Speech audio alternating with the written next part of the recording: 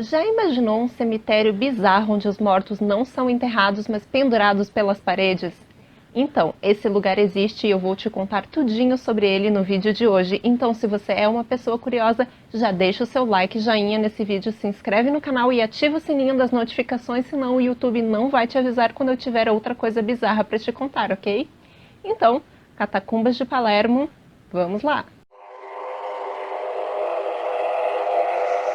Lá na Itália, tem uma ilha chamada Sicília, cuja capital, Palermo, tem uns lugares lindos para visitar, como a catedral antiquíssima que data do século XII e o teatro onde óperas clássicas são apresentadas, além daquele monte de comida boa que tem na culinária italiana. Mas a atração mais impactante é com certeza sua coleção de cadáveres humanos nas catacumbas do Mosteiro Capuchos. São vários túneis no subterrâneo do mosteiro onde descansam eternamente os corpos mumificados de 8.000 pessoas. Os corpos estão em diferentes estados de conservação, indo desde crânios em prateleiras a múmias perfeitamente conservadas. Porém, a maioria não passa de esqueletos vestidos em suas melhores roupas e amarrados em alguma parede na sua ala específica. Tudo começou quando os monges capuchinhos queriam um cemitério mais digno do que a cova coletiva onde os corpos dos religiosos eram colocados. Então, escavaram as criptas debaixo do mosteiro da igreja e, quando foram transportar os corpos, descobriram algo que foi considerado um milagre. Alguns corpos estavam em um razoável estado de conservação devido à baixa umidade do subsolo de Palermo. Porém, os religiosos acreditaram se tratar de um fenômeno divino, então não sepultaram os corpos, mas os vestiram e os deixaram à mostra, dando origem a esse cemitério que deve ter dado muitos pesadelos na galera que passa por lá. O primeiro a ser sepultado no novo cemitério foi o frade Silvestro da Gubbio, em 1599. Com o passar do tempo, a população ficou sabendo desse lugar e solicitou o direito de serem sepultados da mesma forma. A petição foi aceita pela igreja e, mediante a um bom pagamento, pessoas de fora do clero passaram a ter o seu descanso eterno nas galerias do mosteiro. Se é que você considera descanso eterno ficar pendurado numa parede com um monte de gente estranha e curiosa passando para te ver quase todos os dias. Mais túneis e galerias foram construídos para aumentar a cripta e comportar a demanda. Alas específicas foram criadas para encaminhar os corpos quando estivessem prontos. Existe a ala dos religiosos, das profissões, das mulheres separadas em casadas e virgens, essas reconhecidas pela roupa branca e por uma coroa em suas cabeças, e a ala das crianças. Com certeza, a que mais emociona os visitantes. Vale o destaque para dois irmãozinhos numa pequena cadeira de balanço. Fala sério, não é de partir o coração essa cena? Para o corpo ser posto no seu cantinho das galerias, antes passava por um processo rudimentar de mumificação. O corpo era preenchido com palha e depois levado para uma sala hermeticamente selada chamada scolare, que significa escorrer, para que os fluidos corporais pingassem e num período que variava entre 8 meses a 1 ano, o corpo já estava completamente ressecado.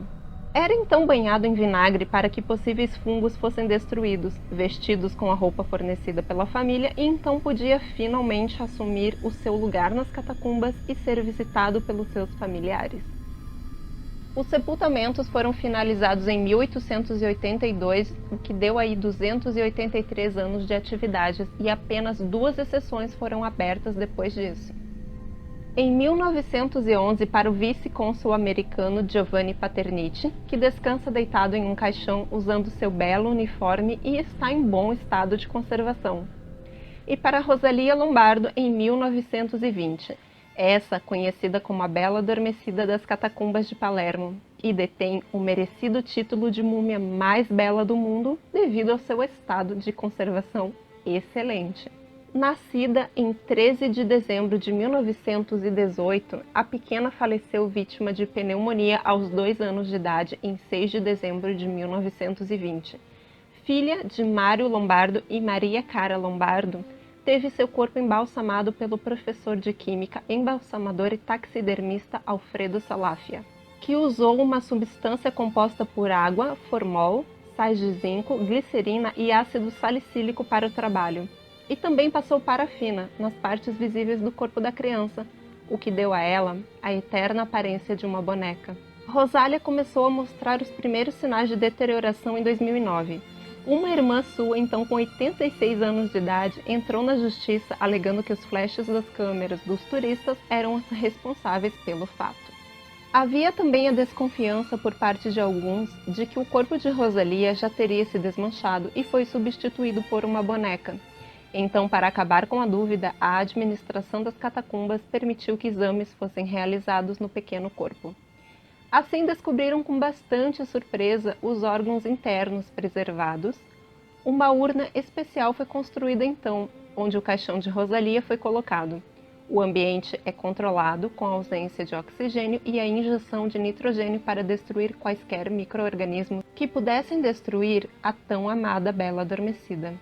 Durante mais de 80 anos, Rosalia esteve ao lado de outras crianças em uma capela, porém agora descansa em paz deitada em sua caixinha, usando seu lacinho amarelo nos cabelos em um corredor só para ela, e segue desafiando o tempo com sua expressão tranquila de um bebê tirando uma soneca.